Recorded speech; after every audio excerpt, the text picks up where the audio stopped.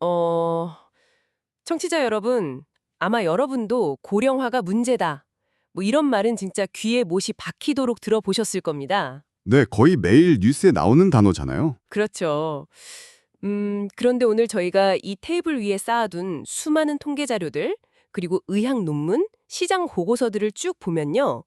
이 고령화라는 게 단순히 나이 든 사람이 많아진다.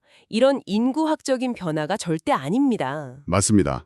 완전히 다른 차원의 이야기죠. 네, 이게 우리 경제 흐름이나 우리가 사는 집, 심지어 우리 몸을 다루는 방식까지 완전히 뒤바꾸는 막 역사상 가장 거대한 구조적인 재편이거든요. 오늘은 2026년 3월 6일 목요일입니다. 네, 시간이 참 빠르네요. 그니까요. 이번 심층 탐구에서 우리의 임무는 아주 명확합니다. 바로 그 케어 유 뉴스 김형래 편집장이 집약한 지난 하루 동안의 국내외 시니어 트렌드, 이걸 완벽하게 해독하는 겁니다. 아주 흥미로운 미션이네요.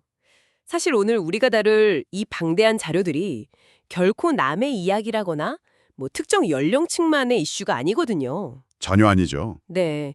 청취자 여러분이 왜 지금 이 정보들에 주목해야 하는지 그 맥락을 딱 짚고 넘어가는 게 중요할 것 같은데요.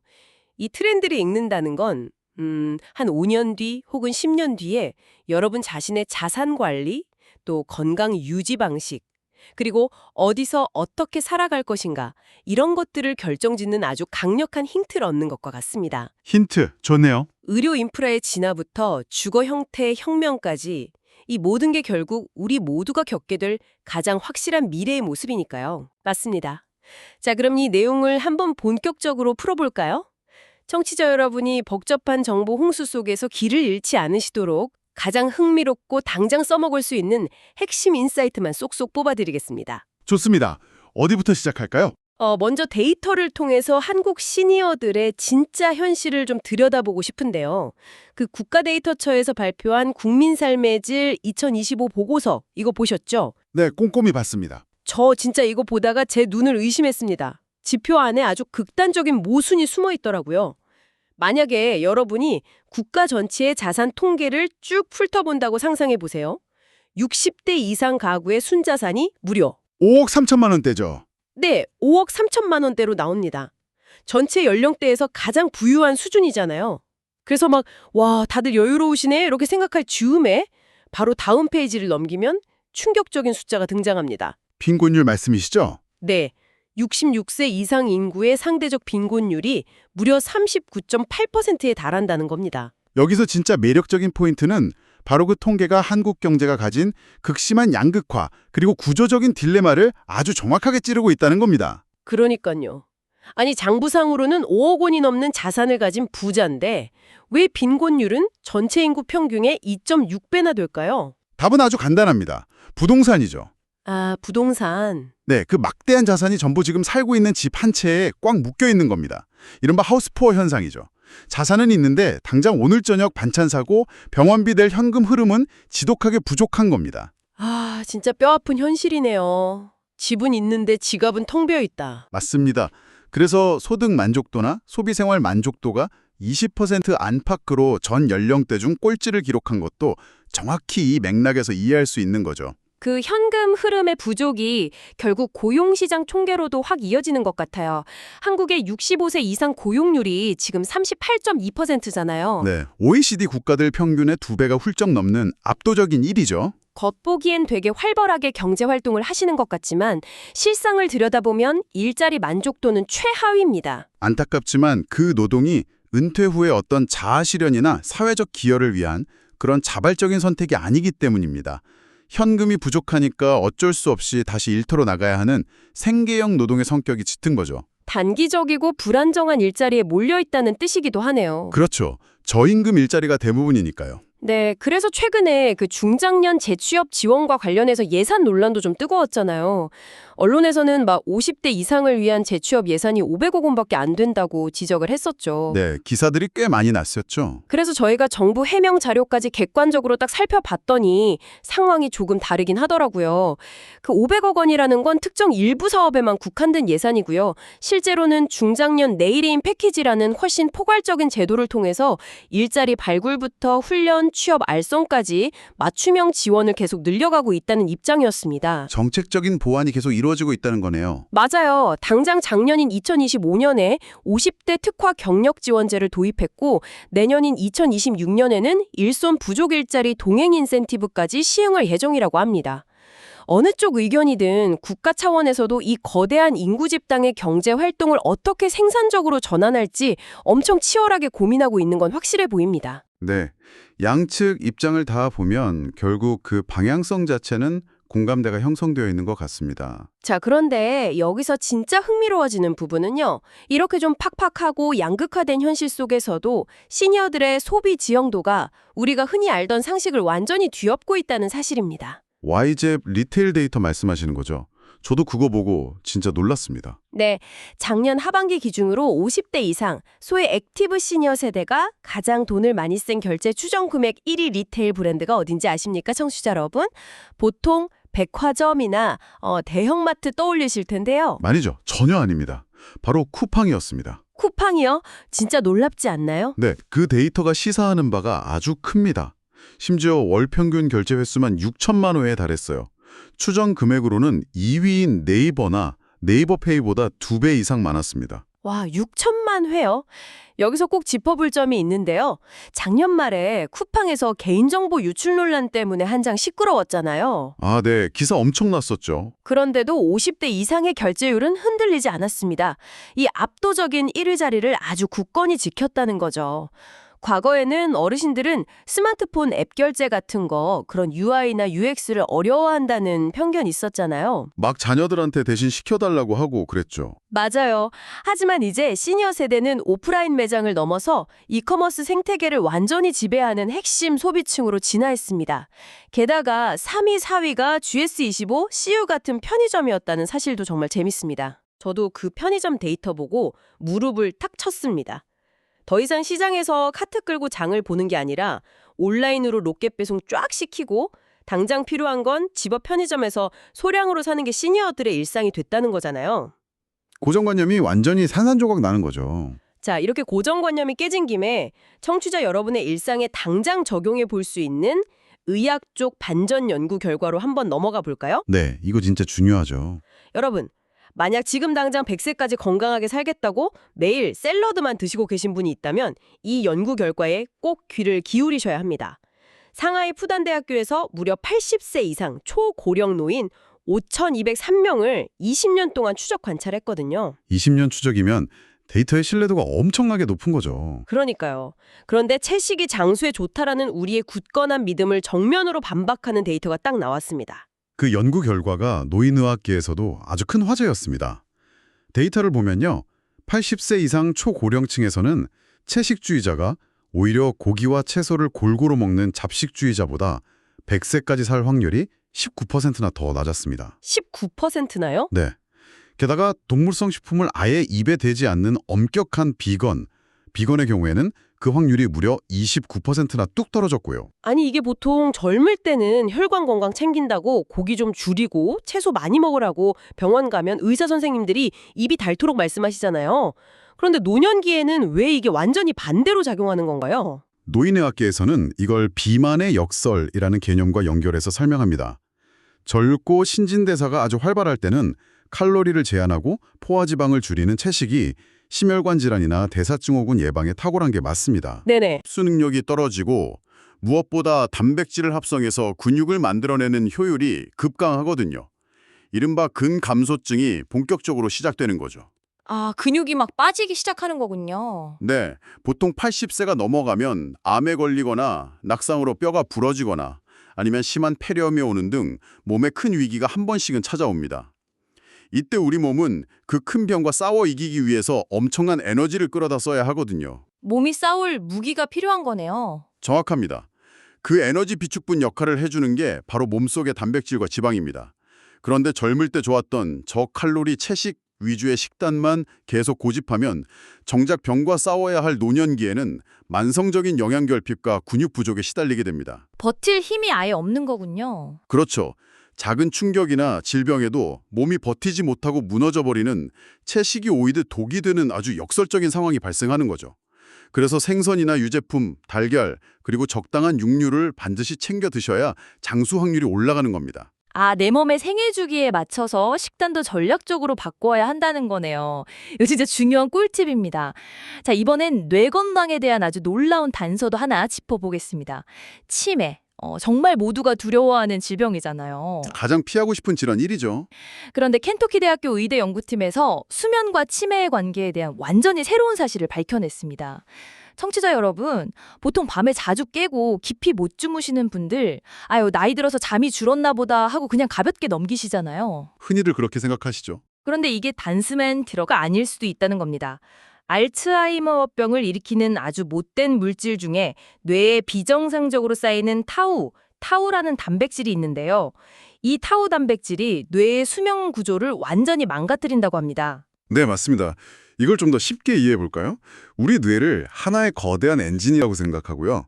포도당을 그 엔진을 돌리는 연료라고 한번 상상해 보시죠. 네, 엔진과 연료. 이 타우 단백질은 쉽게 말해서 그 엔진 구석구석에 끼는 아주 끈적한 녹이나 찌꺼기 같은 겁니다. 엔진에 불순물이 잔뜩 끼면 연료를 제대로 태울 수가 없겠죠. 당연히 덜컥거리겠죠. 타우 단백질이 쌓이면 뇌가 포도당을 에너지로 사용하는 방식을 아예 비정상적으로 바꿔버립니다. 그 결과 우리가 흔히 하는 기억력 감퇴라는 증상이 겉으로 나타나기도 훨씬 전부터 뇌의 기초적인 사이클이 무너지면서 깊은 잠을 자지 못하고 밤에 자꾸 깨게 되는 겁니다. 와, 그러니까 기억력이 떨어지기 전에 잠부터 못 자게 된다니 수면 장애가 일종의 치매 조기 경보기 역할을 하는 거네요. 정확한 비유입니다. 조기 경보죠.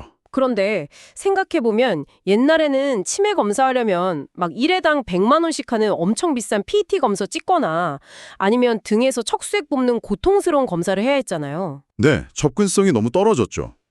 하지만 이걸 더 큰 그림과 딱 연결해보면 이제는 의료 현장의 패러다임이 완전히 뒤집히고 있다는 걸 체감하실 수 있을 겁니다.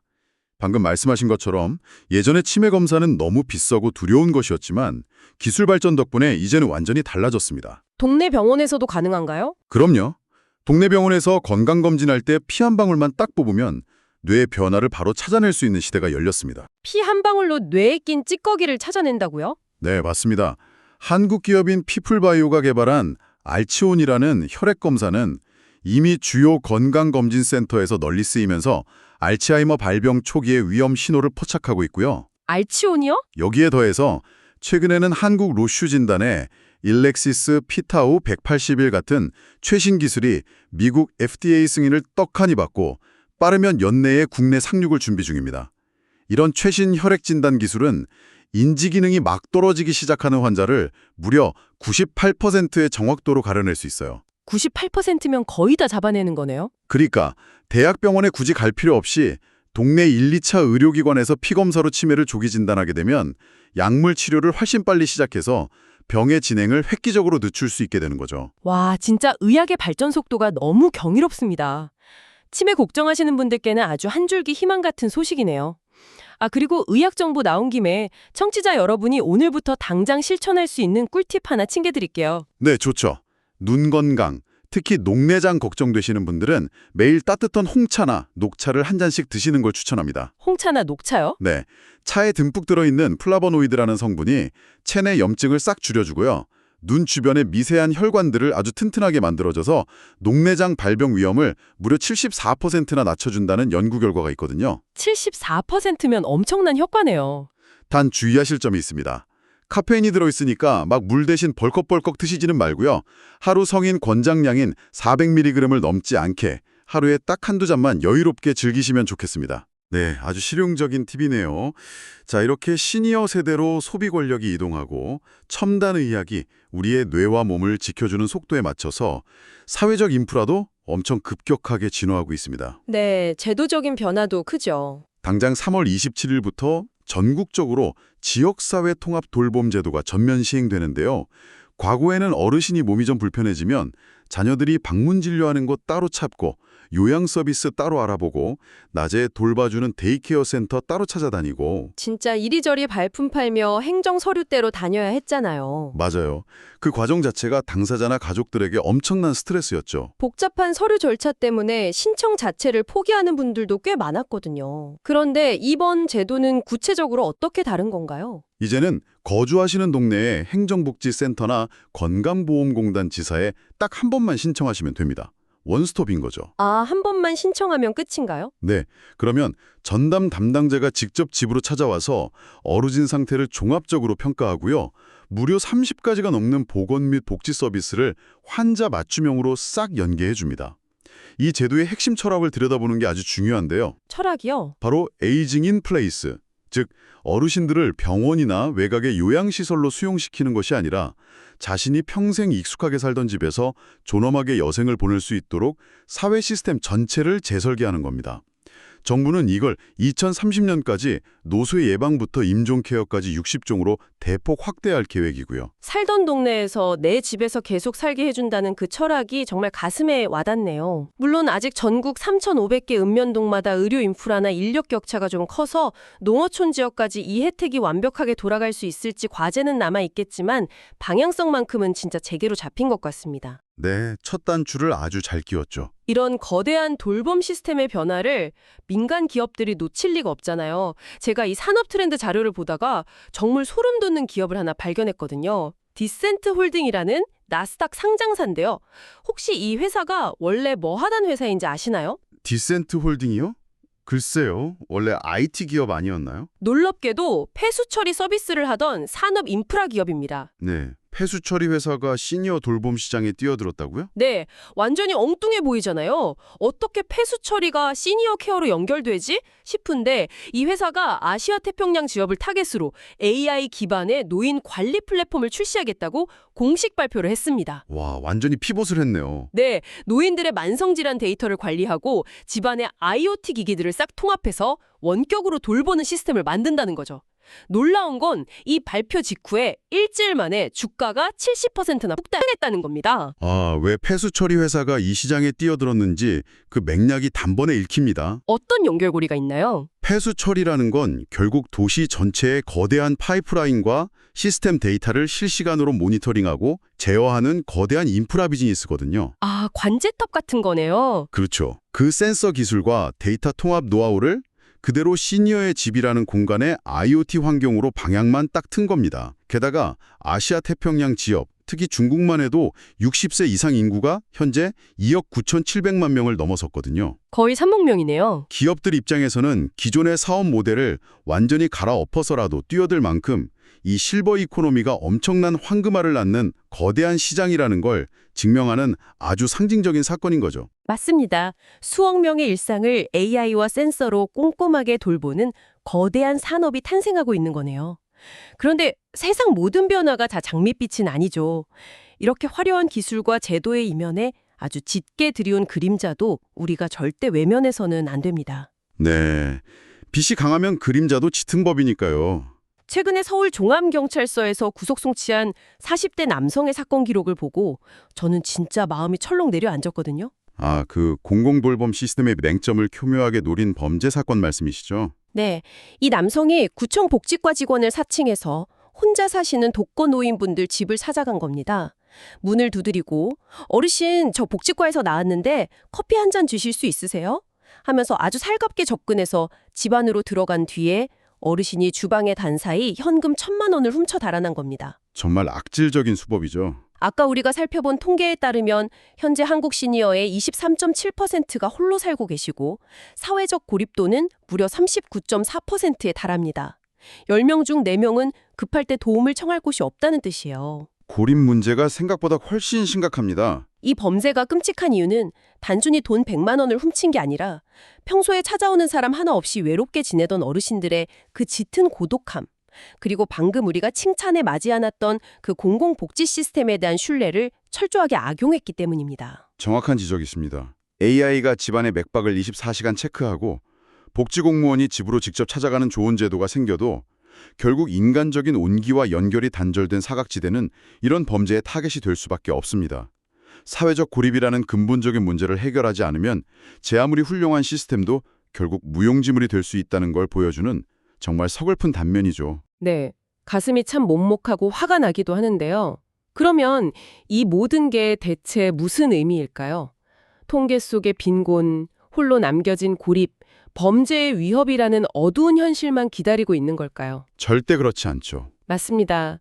지금 이 순간에도 이런 제약들을 훌쩍 뛰어넘어서 완전히 새로운 정체성으로 자신의 두 번째 인생을 활기차게 개척하는 시니어들의 이야기가 넘쳐나고 있거든요.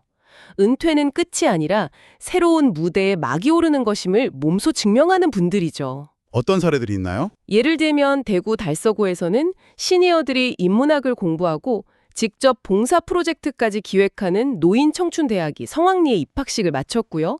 전남 곡성군에서는 단순히 글씨를 배우는 걸 넘어서서 뇌블록 조립이나 미술공예로 인지 건강까지 주도적으로 챙기는 시니어 생활문화 교실이 엄청난 호응을 얻고 있습니다. 정말 멋지네요. 한국 시니어 문화 네트워크스에서 개최하는 아마추어 시니어 작가 사진 공모전 같은 사례도 아주 흥미롭죠.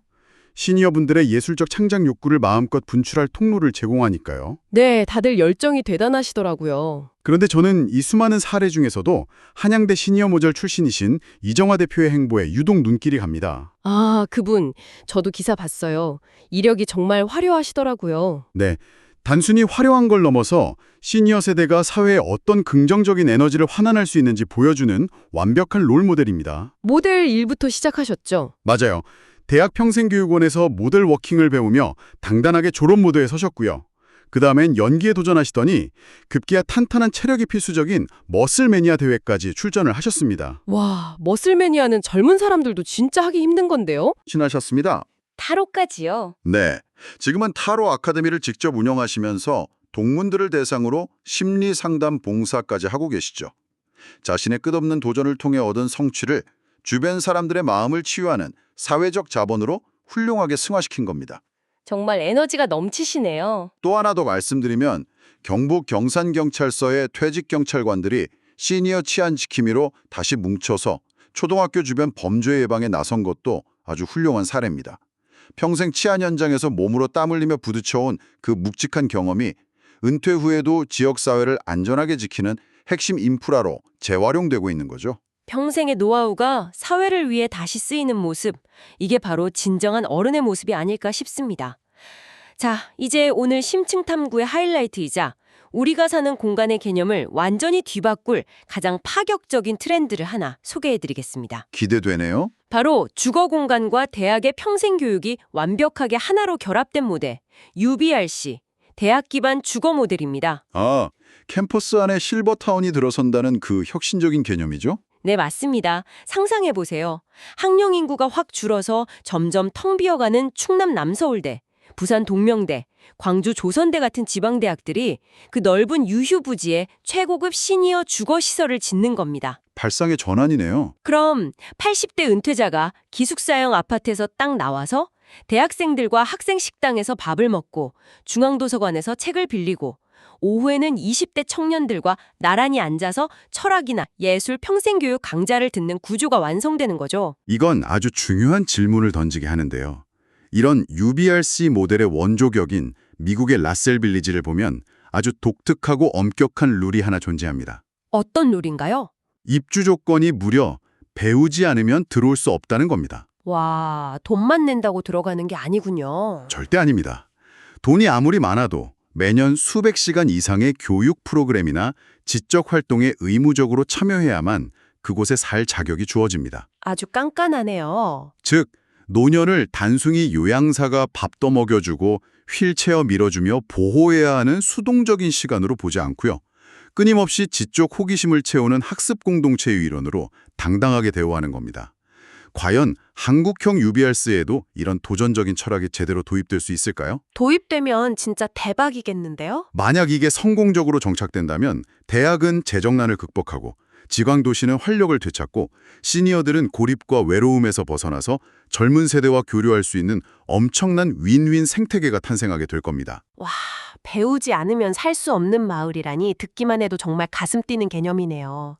오늘 케어유 뉴스 김형래 편집장이 정리해 주신 이 방대한 출처의 정보들을 쭉 따라가다 보니 거대한 강물의 흐름이 확실히 보이는 것 같습니다. 네, 하나의 선으로 연결되죠. 청취자 여러분, 시니어 트렌드는 더 이상 아프고 외롭고 돈 없는 노인들을 사회가 어떻게 부양하고 보호할 것인가 이런 우울한 방어전에 머물러 있지 않습니다. 오늘 우리가 확실히 데이터로 확인했듯이 5060 세대는 이커머스의 거인 쿠팡을 쥐락펴락하는 막강한 소비 권력이 되었습니다. 패러다임이 바뀐 거죠. 그리고 피 한 방울로 뇌과학의 혜택을 누리며 치매를 조기에 예방하고 AI 기술이 접목된 집에서 아주 안전하게 살아가며 나아가서는 대학 캠퍼스 한가운데서 20대들과 함께 지적 탐구를 이어가고 있습니다. 이것은 늙어가는 것이 아니라 인생의 완전히 새롭고 역동적인 챕터가 열리는 거대한 라이프 스타일의 진화입니다. 전적으로 동의합니다. 우리 사회가 나이듦이라는 현상을 바라보는 그 시야의 렌즈 자체를 근본적으로 완전히 갈아 끼워야 할 때입니다. 노년은 쇠퇴와 단절의 시기가 아니라 평생 축적한 경험을 나누고 새로운 세대와 단단하게 연결되는 융합의 시간이어야 하니까요. 네, 맞습니다.